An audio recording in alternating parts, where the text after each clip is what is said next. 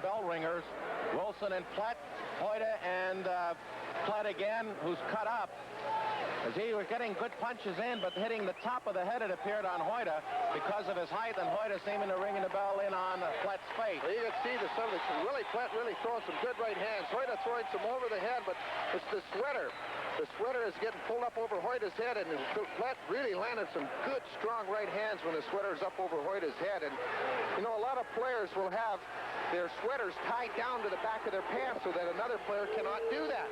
And exactly what happened, the Flyers do not have many of their sweaters tied down, and it was pulled up over Dave Hoyda's head and allowed to Willi Plett to really lay some right hands on him.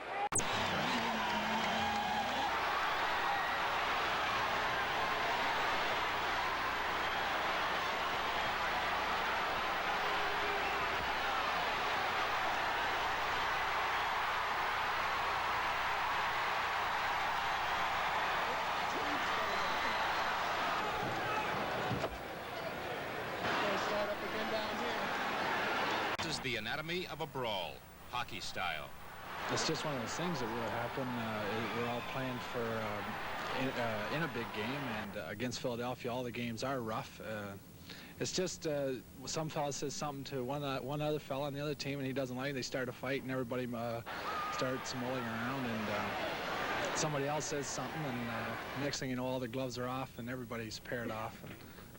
It happened this time on Saturday night. The first period had ended between the Flames and the Flyers.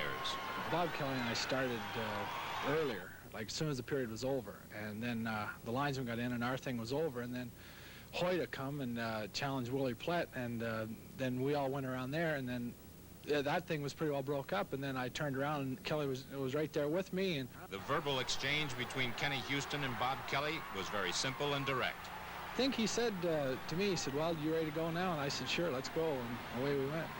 After 127 minutes in penalties and 4 banishments were handed out and the rubble cleared, the Flames came back and clobbered the Flyers 7-2, with gloves on this time. It's not good for hockey sometimes to have all these things happen, but as it turned out, it was good for our team that we had a little thing like this happen, and, you know, if it happens, it happens, that's all. You know, you might turn your nose up at actions like this. You might call it unnecessary violence, but it's been a part of hockey for 100 years, and it's likely to be around another 100 as well. Jim Huber, 11 Alive Sports.